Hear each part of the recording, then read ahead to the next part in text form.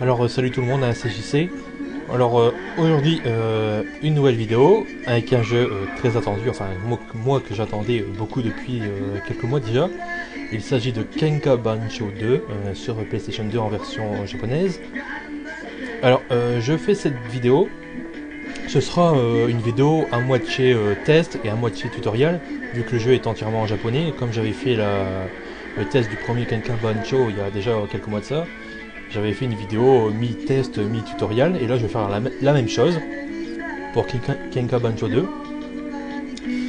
Donc, alors, je vous explique pendant que la cinématique elle tourne. Le scénario, ça se passe un an après le premier Kenka Bancho.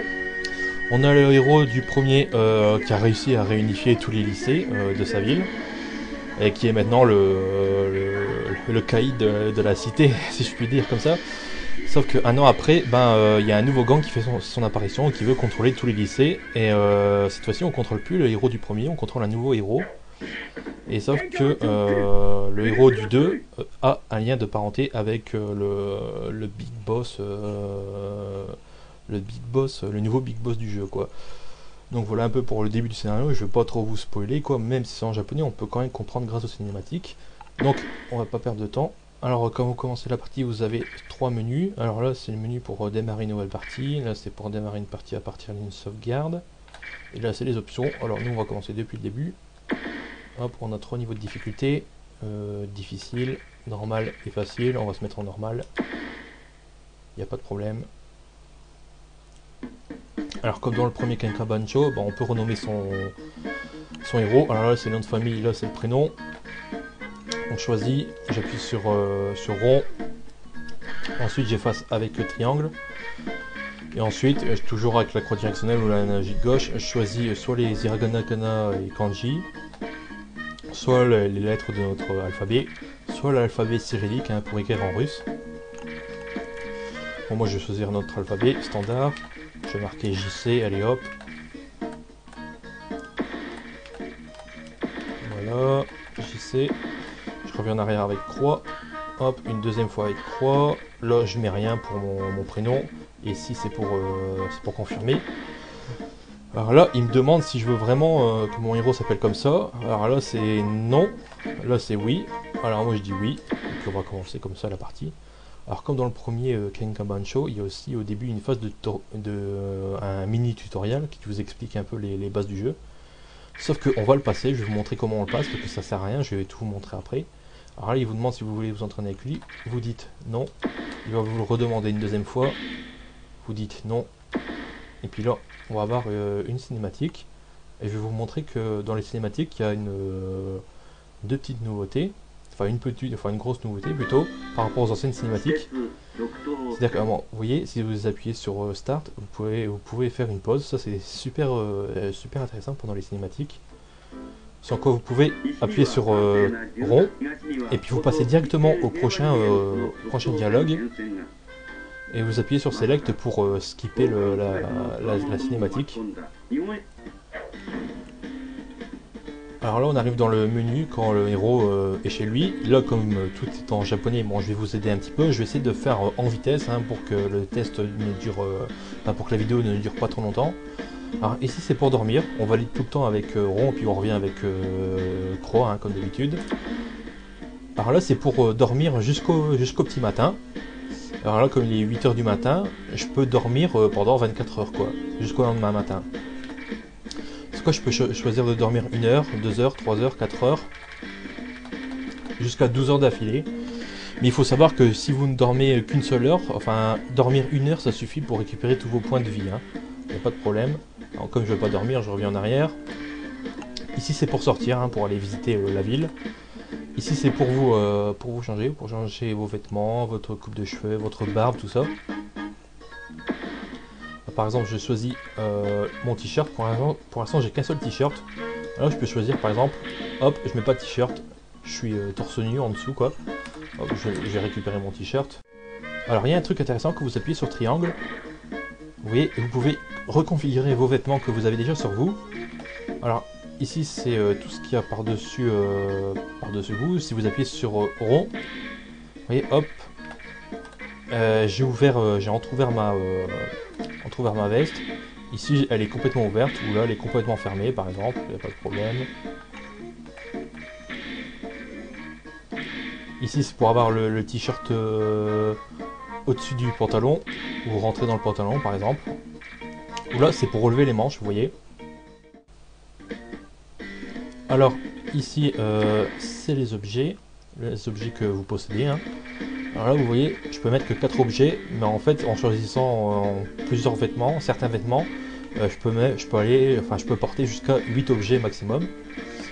Alors pour sélectionner les objets, bah, c'est simple, hein, c'est l'analogie gauche, hop, avec rond, hop, je peux les mettre de côté, comme ça par exemple, hop, je suis tranquille. Ici ce sont les armes, pour l'instant j'ai aucune arme, il n'y a pas de problème. Alors pour sélectionner les objets, bah, quand vous n'avez rien, vous sélectionnez un emplacement vide, vous appuyez sur rond, puis là, hop, vous sélectionnez votre objet, puis vous le mettez, il n'y a pas de problème, c'est super simple. C'est pareil pour les armes. Hein. Alors ici c'est le statut. Donc il y a pas mal de choses à vous traduire. Alors vous voyez à gauche la photo du héros, en dessous c'est JC, c'est mon nom. En dessous le premier 100 sur 100 c'est mes HP, le deuxième 100 sur 100 c'est mon ki. Tout en dessous mon personnage dessiné en rouge. C'est le pouvoir en fait, pour faire simple, c'est ma position hiérarchique par rapport aux autres gangs. C'est-à-dire que plus vous battrez les gangs ennemis, quand vous avancez dans le jeu, plus ça va se former sous une forme de pyramide, humaine, pardon, et vous montrez tout en haut du rang, quoi. Alors tout en haut, au milieu, avec les 3 flammes rouges, vertes et violettes, c'est votre réputation par rapport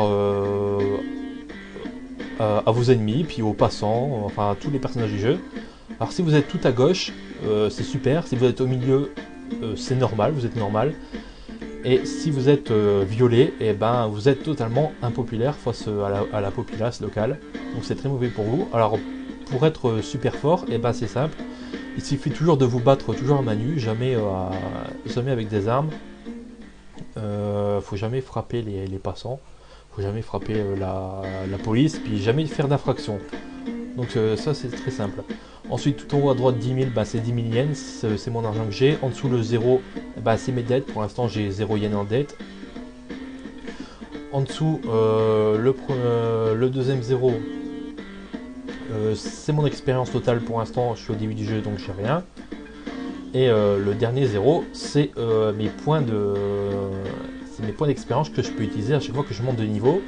En dessous le 1, c'est mon niveau, je suis niveau 1. Au centre de l'écran avec l'étoile, eh ben, ce sont mes compétences. À chaque fois que je monte de niveau, il faut venir ici, vous appuyez sur le triangle, puis vous voyez, vous gagnez à chaque montée de niveau, je crois que c'est 4 points d'expérience. Et ces 4 points d'expérience, bah, vous les mettez n'importe où. Alors ici c'est vos HP, ici c'est votre force de frappe, ici c'est la capacité à encaisser les coups. Là c'est votre vitesse de déplacement. Alors la vitesse de déplacement ça comprend votre vitesse de course à pied, mais aussi votre vitesse quand vous pédalez sur votre vélo. Hein. Puis là c'est votre endurance, c'est-à-dire que vous pourrez courir plus longtemps, pédaler plus longtemps, quoi. Alors en dessous de l'étoile il y a un 0 en rouge. C'est les infractions, pour l'instant j'ai pas d'infraction. Tout en bas au milieu avec l'icône du vélo, bah, c'est le véhicule que j'utilise en ce moment. C'est le vélo, mais vous pourrez utiliser d'autres véhicules, enfin que des 2 roues. Hein. C'est que des 2 roues, alors, au début c'est que le vélo, bah, après vous pourrez acheter des motos de tout genre. Ensuite à côté 9 minutes et 10 secondes, ça c'est le temps passé dans le jeu. En dessous 0, c'est le nombre de personnes que j'ai battues, pour l'instant j'ai battu personne. Et puis tout en bas à droite, 2%, et ben c'est le pourcentage de jeu que vous avez effectué depuis le début du jeu. Pour l'instant j'ai fini le jeu qu'à 2%. Donc j'espère que c'est clair pour vous. Ensuite le garage, ça c'est une grosse nouveauté par rapport au premier Kenkan Show, parce qu'on peut conduire les 2 roues maintenant. Alors vous avez 3 possibilités, là c'est pour choisir votre 2 roues. Pour l'instant c'est soit j'ai rien, ou soit j'ai un vélo tout minable. Vous voyez en bas à droite c'est toujours la même chose que pour vos compétences. Vous voyez la compétence du vélo. Pour l'instant je peux pas, quand le vélo